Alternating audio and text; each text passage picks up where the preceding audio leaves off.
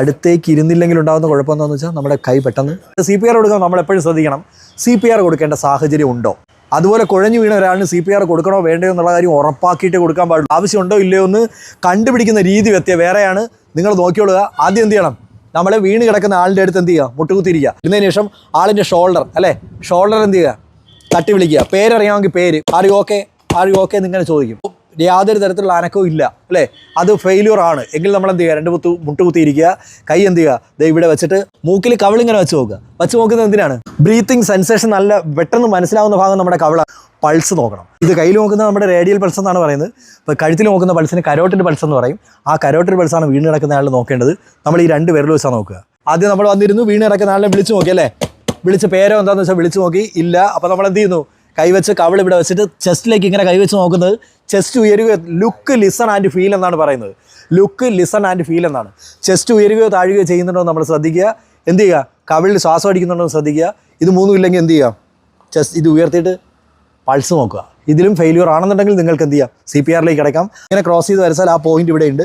ചെയ്യുന്ന പോയിന്റ് അത് വളരെ പ്രധാനമാണ്. നമ്മുടെ ഇവിടെ താഴ്ന്ന് ഇങ്ങനെ അമർത്തി, വയറിൻ്റെ ഈ ഭാഗത്ത് നിന്ന് ഇങ്ങനെ അമർത്തി ഇങ്ങനെ വന്നാൽ ഈ വാരിയലിലെല്ലാം കൂടി കൂടിച്ചേരുന്ന ഒരു ജോയിന്റ് ഇവിടെ ഉണ്ട്, കാണുന്നില്ലേ, എല്ലാം കൂടി ഇങ്ങനെ വരുന്ന ഒരു ജോയിന്റ്. ഇതിങ്ങനെ മുകളിൽ താഴെ വരെ ഉണ്ടെങ്കിലും അത് തുടങ്ങുന്ന ആ ഒരു പോയിന്റ്, അതിന് പറയുന്നത് സൈഫോയിഡ് പ്രോസസ്സ് എന്നാണ് ആ പോയിന്റിന് പറയുന്ന പേര്. ആ പോയിന്റിലാണ് കൈ ഇങ്ങനെ വെക്കുമ്പോൾ നിങ്ങൾ ശ്രദ്ധിക്കേണ്ട കാര്യം, വലിച്ചു പിടിക്കുക. കൈ മൊത്തം ഇങ്ങനെ വെച്ച് അമർത്താൻ പാടില്ല. കാര്യം എന്താണ്, ഈ ഭാഗങ്ങൾ തട്ടി ഇവിടുത്തെ വാരിയലിൽ ഒടിഞ്ഞു പോകാൻ സാധ്യതയുണ്ട്. അതുകൊണ്ട് കൈ പരമാവധി വലിച്ചു പിടിക്കുക. എന്നിട്ട് ഈ ഹീൽ ഓഫ് ദ പാം അവിടെ കൊണ്ട് എന്ത് ചെയ്യുക, പരമാവധി അമർത്താൻ ശ്രമിക്കുക.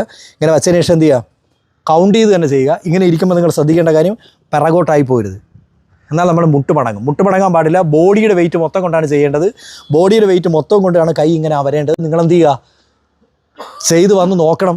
ഈ ഡമ്മിയെ ഇങ്ങനെ ചെയ്തു നോക്കാൻ കിട്ടുന്നത് വളരെ അപൂർവ അവസരമാണ്. അല്ല, കാര്യമായിട്ട് പറഞ്ഞാൽ അത് എല്ലാവർക്കും കിട്ടുന്നൊരു സാഹചര്യം അല്ലത്. അതുകൊണ്ട് ചെയ്തു നോക്കാം. യഥാർത്ഥത്തിൽ ഒരാൾ കുഴഞ്ഞു വീണാൽ നമുക്ക് വളരെ പാനിക്കും ടെൻഷനും ആയിരിക്കും, ചെയ്യാൻ നമുക്ക് ബുദ്ധിമുട്ടായിരിക്കും.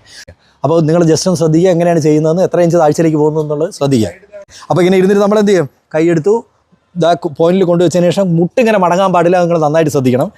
ചെയ്യുമ്പോൾ 1 2 3 4 5 6 7 8 9 10 1 2 3 4 5 6 7 8 9 20 2 3 4 5 6 7 8 9 30 അല്ലേ, അങ്ങനെയാണ് ചെയ്യേണ്ടത്. താഴ്ച കണ്ടില്ല, ഏറ്റവും അടിയിൽ പോയി ഇങ്ങനെ മുട്ടണം. ഒരു 30 തവണ ചെയ്ത് കഴിഞ്ഞാൽ പിന്നെ എന്താ ചെയ്യേണ്ടത്, പിന്നെ ചിഹ്നം എന്ത് ചെയ്യുക, അപ്പോൾ ഇത് എന്തെങ്കിലും ഉണ്ടെങ്കിൽ ഒഴിവാക്കിയിട്ട് ശ്വാസം കൊടുക്കുക അല്ലേ. അത് 2 തവണ ശക്തമായ രീതിയിൽ ഊതി കൊടുക്കുക. ശ്വാസം എടുത്തിട്ട് 2 തവണ ഊതി കൊടുക്കുക. അതിനുശേഷം വീണ്ടും എന്ത് ചെയ്യുക, ചെസ്റ്റ് കംപ്രഷൻ തുടരുക. ആളിൽ ജീവൻ്റെ ലക്ഷണങ്ങളോ മറ്റെന്തെങ്കിലും നമ്മൾ നേരത്തെ നോക്കിയപ്പോൾ ഇല്ലാതിരുന്ന ഏതെങ്കിലും ഒരു ലക്ഷണം തിരിച്ചെത്തുന്നത് വരെ നിങ്ങൾക്ക് എന്ത് ചെയ്യാം, കണ്ടിന്യൂസ് ആയിട്ട് ചെയ്യാം.